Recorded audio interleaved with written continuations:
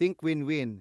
Ang isip na panalo-panalo ay isang pananaw at paraan ng pamumuhay na naghahanap ng kapakinabangan para sa lahat sa anumang sitwasyon.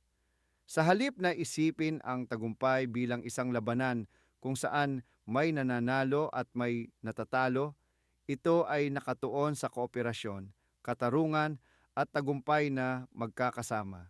Mahalaga ang prinsipyong ito sa mga relasyon, negosyo, pagtutulungan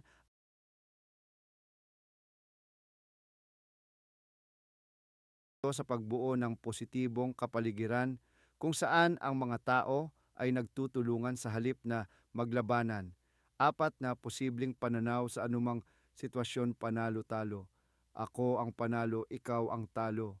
Sitwasyon panalo-talo. Ako ang panalo, ikaw ang talo. Isang mapagkompetensyang pag-isip kung saan isang tao lamang ang nagwawagi at ang iba ay natatalo. Nagdudulot ng sama ng loob, alitan at sirang relasyon. Halimbawa, isang boss na kinukuha ang kredito para sa pagsisikap ng kanyang empleyado. Talo-panalo. Ako ang talo, ikaw ang panalo.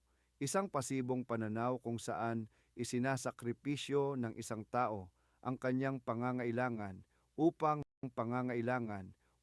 mapasaya ang iba.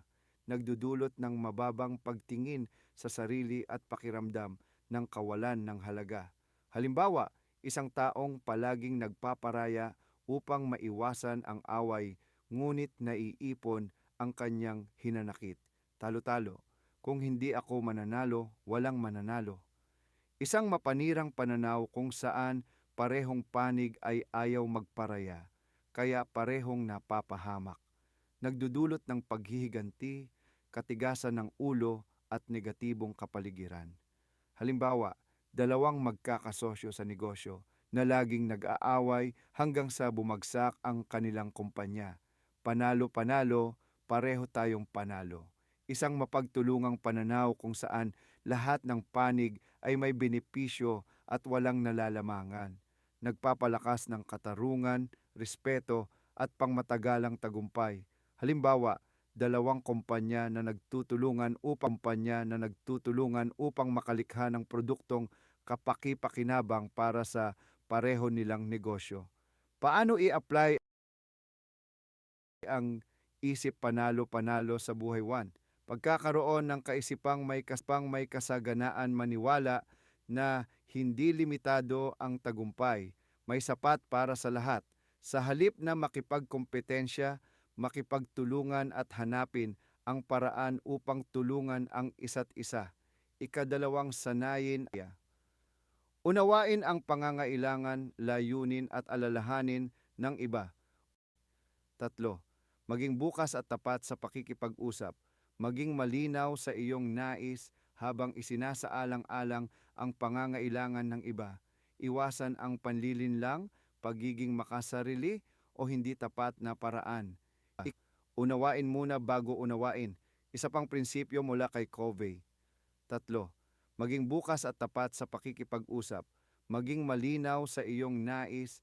Ikatlong option kung saan parehong panig ay makikinabang. Halimbawa, imbis na mag-away kung sino ang kakain ng huling piraso ng cake, hatiin ito ng bigyang pansin ang pangmatagalang relasyon. Unahin ang tiwala at katarungan kaysa tagumpay. Tandaan na ang panandali ang panalo na sumisira ng relasyon ay hindi tunay na panalo. Halimbawa ng isip panalo-panalo, sa gawa isipin ang dalawang magkatrabaho na parehong gusto sa halip na mag-away at siraan ang isa't isa, nagtutulungan silang paghusayin ang kanilang trabaho.